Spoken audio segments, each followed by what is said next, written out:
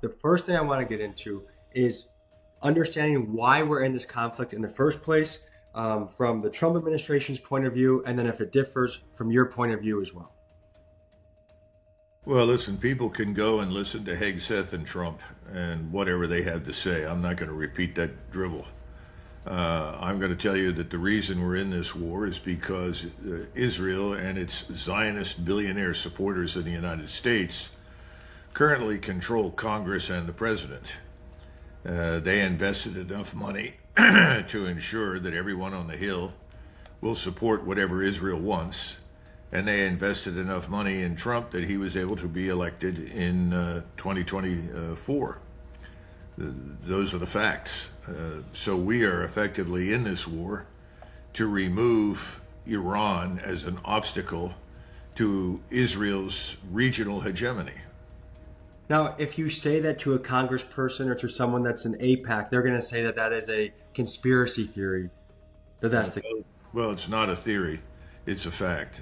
All you have to do is look at the 100+ million that have been invested in the Congress by the Zionist billionaires. Because if you just look at what AIPAC says it spends on lobbying, that's about $3 million, which is a modest sum.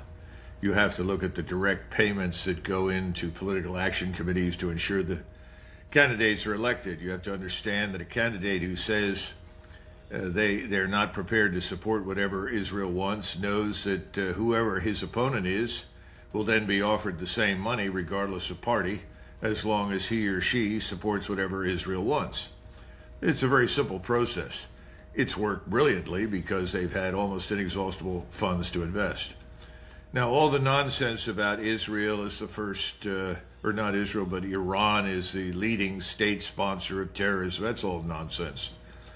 If you're looking for an Islamist state that sponsors terrorism, that advocates for the use of force against anyone who is not a Muslim for all intents and purposes, but certainly against Israel, against the United States and Europe, go to Pakistan. Pakistan is a world-renowned incubator of Islamist terrorists. Their madrasas, religious schools, are heavily funded by the Saudis that push this Wahhabist extremist Islam.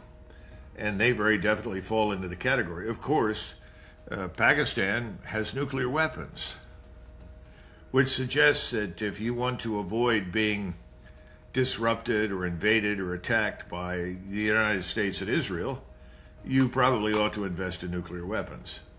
Which is what they're using. Iran has made it very clear that they will not build a nuclear weapon. That was declared an impossibility almost 20 years ago by the man who is now dead, the former supreme leader, Ayatollah Khomeini. We decided on the basis of Israeli propaganda and direction to say that we don't believe them and they're lying.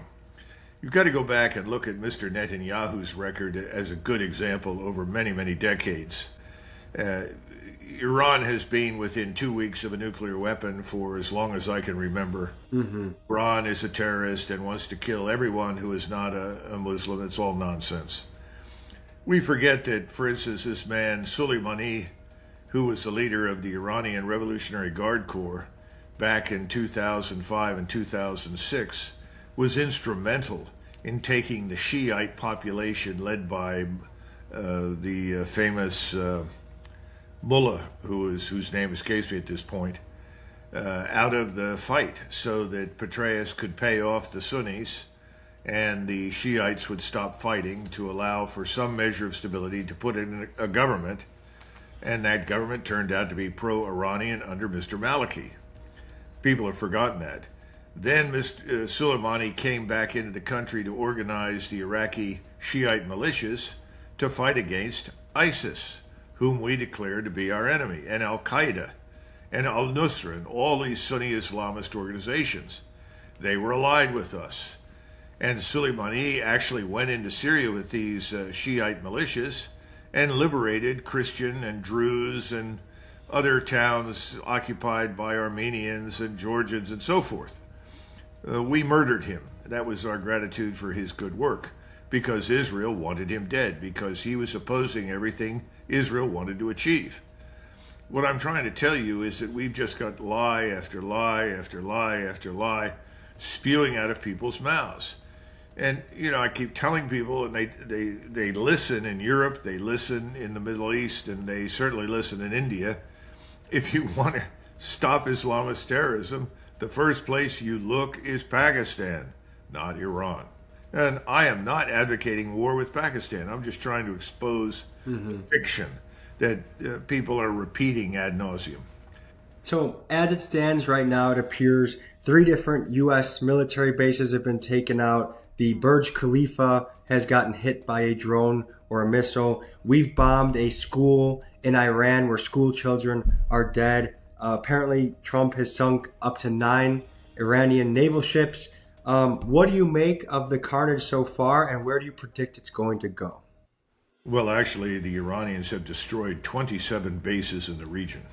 27 now. 27. They actually attacked our air base in Kirlik, Turkey, which has been a key hub for U.S. air power across the entire region for decades. And that is no longer usable. We also need to remember that when we say destroy, it doesn't take much to damage an airstrip or airstrips. In other words, to render many of these bases inoperable is not difficult. Now, the 5th Fleet's base has been utterly and completely destroyed, seriously pulverized by multiple missiles. In many other cases, they've used relatively cheap, inexpensive drones that our air defenses have failed to shoot down. And when I say ours, I'm talking about the air defenses we established in UAE and other Gulf states using Patriot missiles and so forth. Of course, Patriot missile, if you fire it at 2 or 3 drones, is a pretty bad exchange rate because you're spending millions of dollars to shoot down a couple of $100,000 worth of equipment. But they've managed to also damage all the port facilities that we have historically used, even port facilities in Oman. And we were building a port facility in Oman that was supposed to replace the one we've been using in Dubai. And the reason for that was very understandable. We were looking at the vulnerability of the port facilities, and we needed someplace else where we could reload Tomahawk missiles and strike missiles from the Navy, the whole SM family. Right now, we've lost all of those. And the impact on our logistical infrastructure is huge because you're talking about having to fall all the way back to ports in India or ports in Europe because you can't use the ports that are in the Middle East. And then beyond those that have been destroyed or damaged, most of the countries in the Middle East have now turned away from us. And I think that's going to be the future. If I were going to predict the future right now, I think we will be swept completely out of the Middle East by the time this war ends. We will be finished in the region.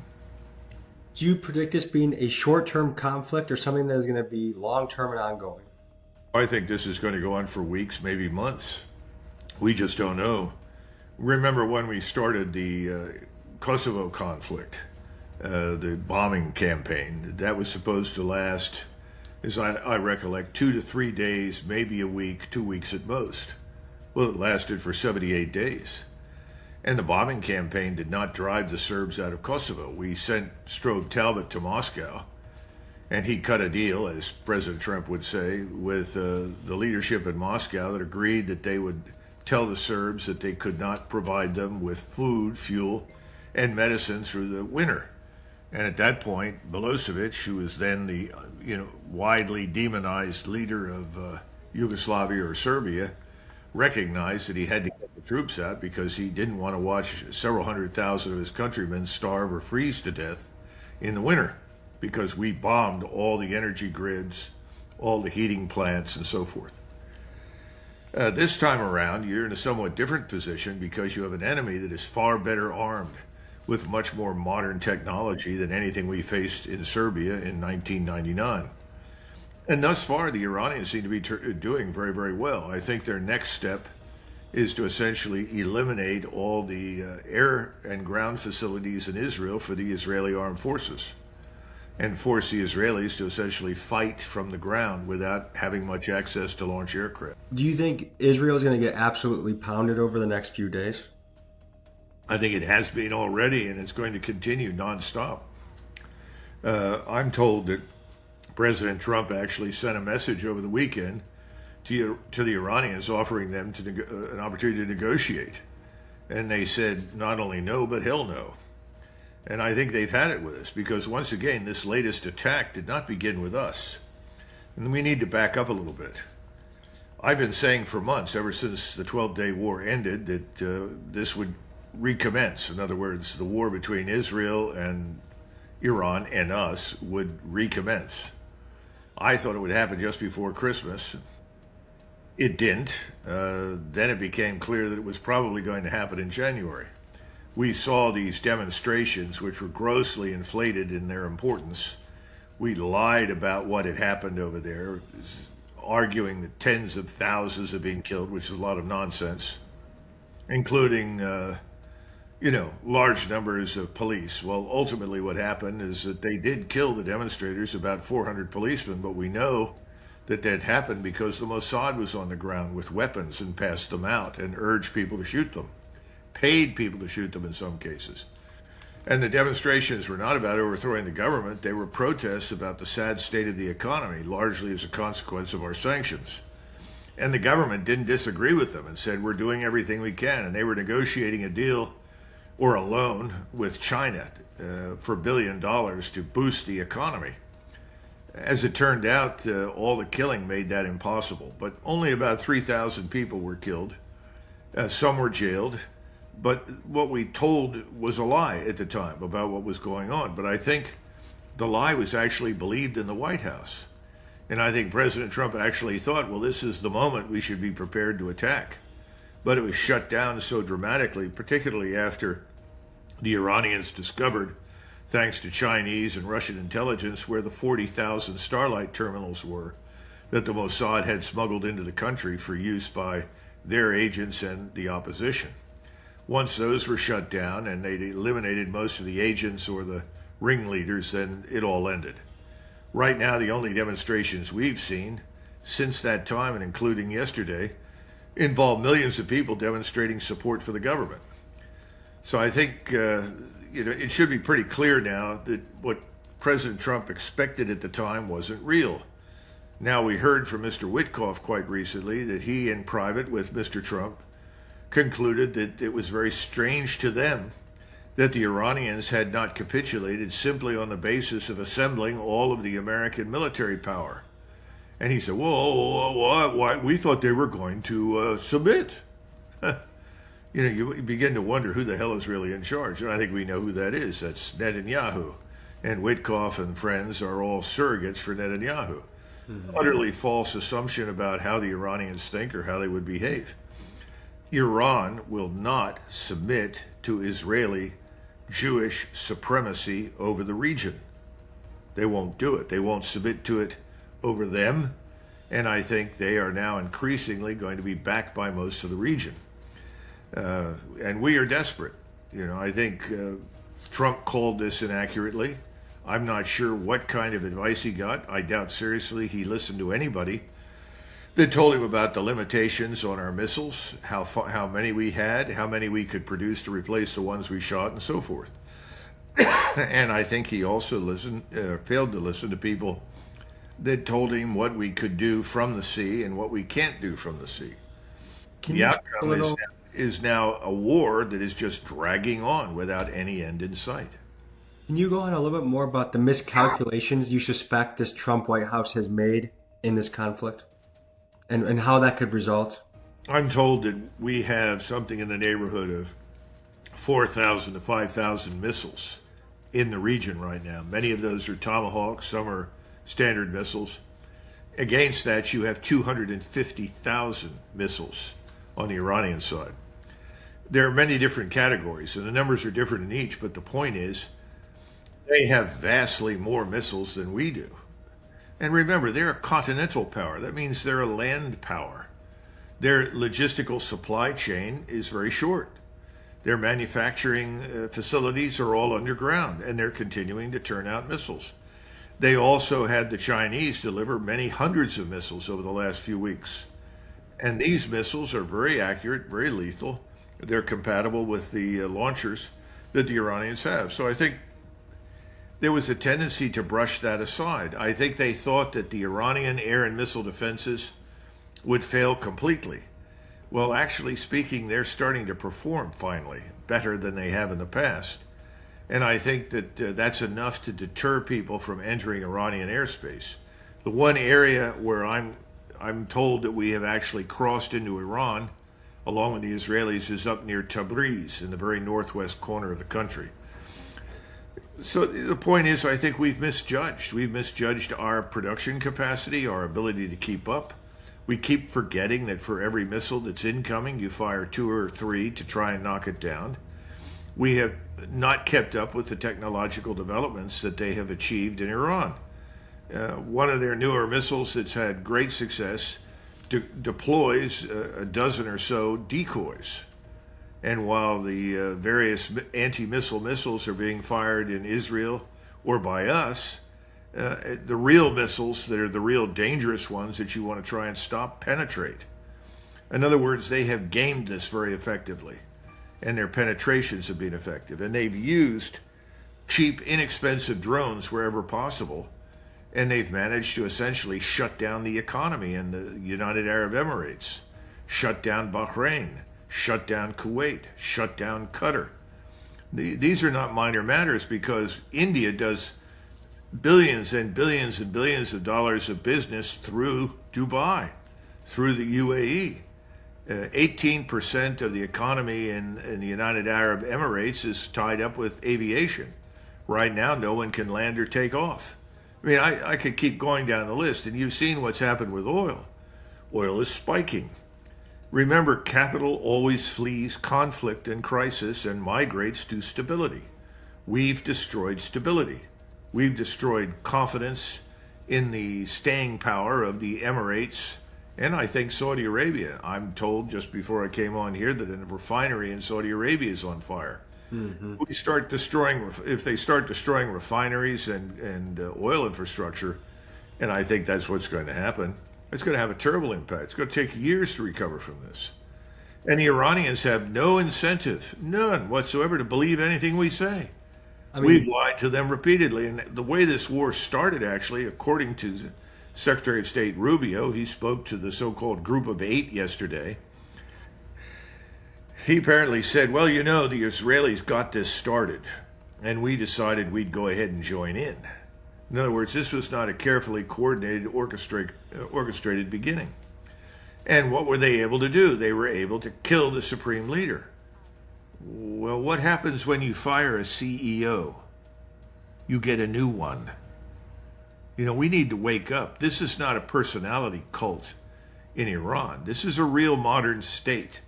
They have ample succession procedures in place. One commander replaces another based on the casualties. This is not some backward sultanate in the Middle Ages that you lose the sultan and everyone falls apart. So I think all of the assumptions we made about Iran at this point are wrong. Now, the real question is this. What else can we do? Well, one of the things that we're doing is we're trying to persuade the Kurds that control much of Syria and parts of northern Iraq to invade Iran on the ground. We're telling them, if you do this, we will help you build your own state. Now, guess who the source for that information is that was captured through signal intelligence? The Turks. Now, if you're a Turk, how do you feel about a Kurdish state emerging in the region that aspires to take almost a third of your country? And just a few weeks ago, we had a situation where a group of Kurds, about 400 of them, armed to the teeth, were organized and sent into action to cross the Iranian border by the Israelis, by the Mossad. The Turks informed the Iranians of this, and the Iranians annihilated the 400. So I think what you're going to see now increasingly is greater cooperation between Turkey and Iran. Turkey has the largest army in NATO. Turkey is a modern state with modern armed forces. And the Turks are already very unhappy about what the Israelis have done in Syria. The Israelis have taken much of southern Syria and continue to push towards Damascus. So I guess what I'm saying is that we are now looking around for other ways to attack Iran. Is that evidence for success with the air and missile strikes? I don't think so. One thing that I'm very curious about is, so it seems like this is going to have very big ramifications on the world oil market. And two beneficiaries of Iran's oil market is Russia and China. At what point do the bigger superpowers join this fight? I know that China is supplying weapons and planes right now, but at what point does especially China get more involved in the action, do you think? Well, right now, to compensate for the 2.7 million barrels of oil a day that India receives from the Persian Gulf, the Indians are buying oil from Russia. China is buying oil from Russia. Japan is buying oil from Russia. So I think we can say at this point that this is a bonanza financially for Russia. They're making more money than they've ever made from the oil and natural gas market. They have a new pipeline, straight into China. And they are doubling down to pipe as much oil and natural gas into China as possible to compensate for at least the temporary loss of oil and gas from the Persian Gulf, because China gets roughly a third of all of its oil and gas from the Persian Gulf.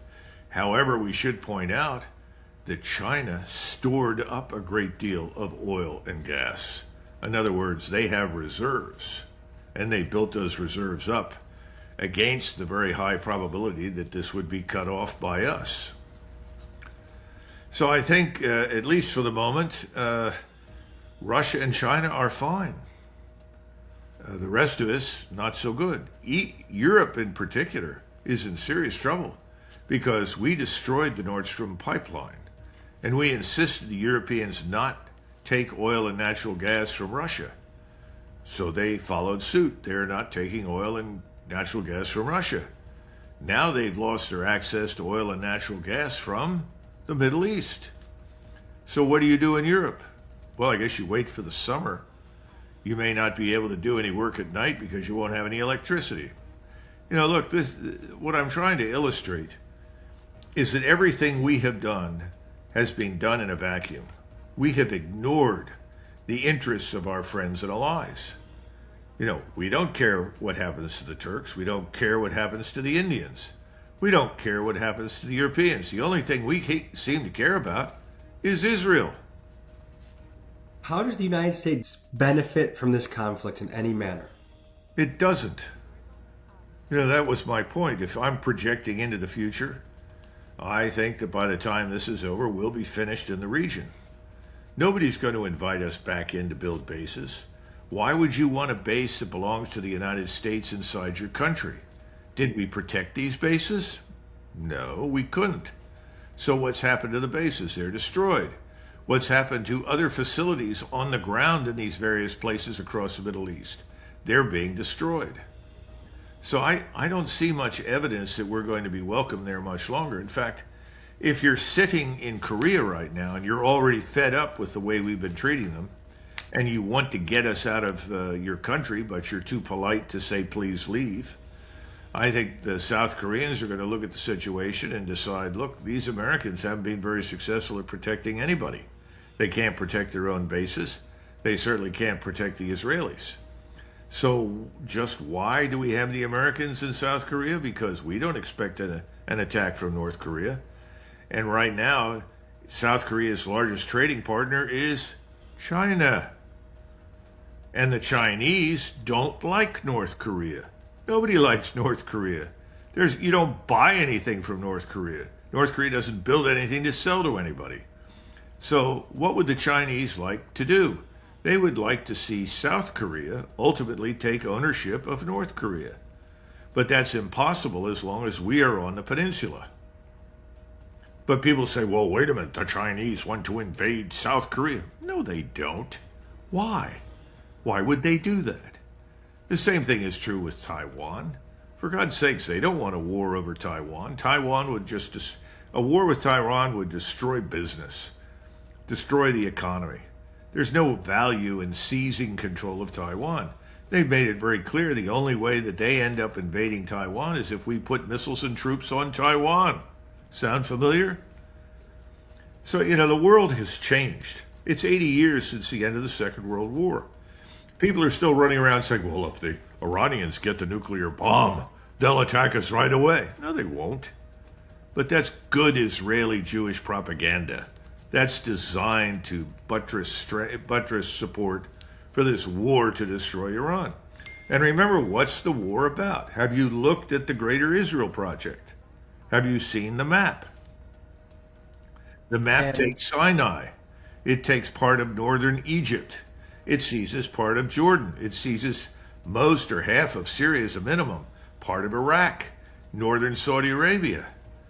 This is what we're fighting for? So it seems like this is a battle that is supposed to help Israel become a world superpower while depleting the United States, which it doesn't seem like Israel has any objectives that align with helping us. It's more so they're using us as the big bully to help do what they want in the neighborhood. Of course. And since they've got control of Congress and the White House, who's to stop them? So I think it brings up some interesting questions of free speech. I know that a Colonel Nathan McCormick, was recently let go for saying that he doesn't want to fight for the Israeli death cult and suggesting that the United States is Israel's proxy. There's also rumors that the USS Gerald R. Ford is sabotaging its plumbing because they don't want to fight the war for Israel. I don't know if you have any sources on that, but if a soldier refuses an order because they don't want to die for Israel, what are the ramifications for that soldier? Well, first, I can't confirm any of what you said except the first point. We know about that individual, and he expressed his views, and I don't think he's the Lone Ranger. Mm-hmm. But I think most everyone else, having served in the regular army for 28 years after West Point, is going to follow orders unless you are asked to commit an atrocity. Now, where do you draw the line? Well, I certainly would not assist the Israelis in their program of mass murder and deportation of Palestinians from Gaza or the West Bank. It's off the table. And if I were sitting in the Senate or the House, I would insist that we stop aiding and supporting Israel as long as it pursues those policies. I mean, to me, that just makes sense based upon the things we say we stand for in the United States. But as far as the rest of it is concerned, I think it's always important that the soldier in the field, sailor, airman, or Marine, feels that he is acting in the interests of the American people. It's become increasingly difficult to make that argument. We made that argument in Vietnam, and it was always a lie. We've made the argument in many other settings, and it was not necessarily true. Now, in 1990, that argument was made, but there were limitations on the application of American military power. And that limitation at the time was we are not marching into Iraq with the goal of changing Iraq and regime change. We simply said we're ejecting the Iraqi military from Kuwait. Now, some of us think that we should have done more than we did, but nonetheless, those were the limitations. And I think that went well. It went rather easily compared with everybody's expectation. But then again, we had generals that hadn't been to war since the 1960s. And they saw Vietnam, and that was a very different setting. Right now, I think most Americans in uniform and out of uniform are looking at this, and they're asking some of these questions. But I don't think the majority are asking them and expecting immediate answers. So I think, sadly, this will have to drag on for some period of time. And if it drags on and we get some number of Americans killed, and by some number, 500 at a shot, 1,000 at a shot, something like that, some mass casualty event, it will be much harder for this administration to make an argument for a long-term strategic conflict. Do you think that Trump can be impeached for not getting congressional approval to go into this war in the first place? Well, I think that's possible, but I think that's kind of a joke. It's an exercise in extraordinary hypocrisy. The only time the Democrats stood up and gave a standing ovation to Donald Trump during the State of the Union speech was when he talked about attacking Iran. Gee, I wonder why. Everybody's on the payroll. Everybody's getting their check in the mail. So they all stood up and, yes, let's go get Iran. Sorry about that. It's depressing. So if they do that, it's just an exercise in hypocrisy. They've failed the American people themselves. It's their obligation to exercise their constitutional duty. They haven't done it. If you were to hear from the Department of War, our Navy is the strongest, most powerful, most tremendous. What do you think is the true state of the U.S. Navy right now? And how do we stand to fight in this war? Well, we have 3 more carrier battle groups. And as I understand it, they are being prepared to surge to the Middle East. If they do, they will not all be at full strength, and they will not all be adequately prepared. Now, I think we have 11 carriers. We have 2 carrier battle groups right now, one in the Mediterranean and one down in the Indian Ocean. These other 3, I don't know where they are precisely. But I think the point is the Navy is not in good shape. And that has been a problem for some time because the admirals refuse to let go of the Cold War paradigm. We keep ships at sea long, long beyond the limits that are normal and are necessary. We patrol seas and oceans where there is nothing. We don't need to be there. We have satellite-based overhead intelligence, terrestrial intelligence, reconnaissance, and surveillance. We don't need to be everywhere as we have been in the past. And as a result, you have a Navy that's worn out. The equipment is worn out, and people in many cases are not adequately trained. They haven't had time to train. So I think there are serious problems, morale, training, and discipline in the Navy. Now, how about the rest of the force? It's a mixed picture. I think the Air Force probably has the least difficulties, but that has to do with their lifestyle and the way they operate. Whereas the Army and the Marines, I think they have their share of problems as well. Now, we have had recruiting difficulties, in large part because people were tired of rotating in and out of these forward operating bases where they saw no particular mission. So I think there are a lot of problems, and we keep pretending that we are so, I listened to President Trump say, well, I rebuilt it during the last administration, and now our military is greater than ever. He doesn't have any idea. Trump is a marketing genius. He got where he did in business because he was very good at persuading people, to invest in him, to believe him. He's carried that over into politics, but the substance is lacking. Things are not quite as he describes them. Colonel, you even wrote books on the subject of how the military can innovate. People have called you one of the most innovative thinkers of how the military could change. What would you prescribe for the country right now? If you became benevolent dictator, how would you handle Iran, and what would you do with our military? Well, the first thing is I wouldn't have attacked Iran. I think it's a very stupid idea. It's always a dumb idea for a maritime or aerospace power, or in our case, we're both a maritime and aerospace power, to attack a land power, or what we call a continental power. Why? Continental powers are very large. They have strategic depth. In other words, they can fall back into their interior. They're harder to reach, especially when they have large populations. 93 million is a large population. And they have a very large pool of young men who can serve in the Iranian armed forces. That's helpful. The Turks do as well. In fact, I think both Iran and Turkey, 50 or 60% of the population is under the age of 30. That's a very fortuitous position to be in militarily. So, what are we really? We're very much like the British Empire before 1914. We sail in or we fly in, and when things go our way, we stay and try to exploit the opportunity for money. When things don't go our way, we sail home, we fly home. We stayed in Vietnam until it became impossible for us to stay there. What did we do? We sailed away, we flew away. We don't live in the Eastern Hemisphere. We don't live on the Asian continent. We don't live in Europe. We don't live in Africa. We don't live in Latin America. So, whatever we do is temporary. It's not an enduring impact. What we do is we disturb the dynamic for some period of time, we try to profit from it, and then we leave.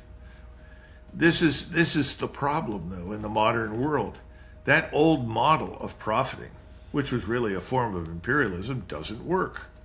And it's a loser, especially if you're trying to hold territory. My point is this. We need to leave the world to its own devices. We need to focus here at home. We need to treat the rest of the world not as an enemy, just as a normal person would treat another normal person. But we should also look at states as potential strategic partners depending on circumstances. I like to call relations between nations limited liability partnerships. You cooperate together when it makes sense to do so. But you don't set up alliances that are supposed to be permanent, that bind small states to us or bind us to them. In other words, work together when you can, but it doesn't necessarily mean that our interests align perfectly. One of the major crusades of the Israeli state and its supporters in the United States has been to create the illusion that whatever Israel's interests are and whomever Israel fights is somehow or another our enemy, and it's in our interest to be part of it. That's not true. We don't really have an interest in war with Iran. We never have. And if you go back, and we need to pause and discuss this for just a minute. If you go back to Sam Huntington's work on Clash of Civilizations and some of his other works before that, Political Order in Changing Societies. Pardon me, I used to teach this stuff at West Point. One of the points that he made repeatedly was, of all the Islamic states in the world, Iran was by far the most enlightened, the most advanced, with the highest human capital, and most likely to become part of the growing modern world. That is still true today. But this propaganda machine over the last 30 years has worked overtime to convince everyone in the United States who watches Fox News or CNN or ABC or MSNBC or NBC or whatever, and the 6 oligarchs, Zionist billionaires who control all the media corporations, have tried repeatedly to reinforce this enemy picture or perception of Iran.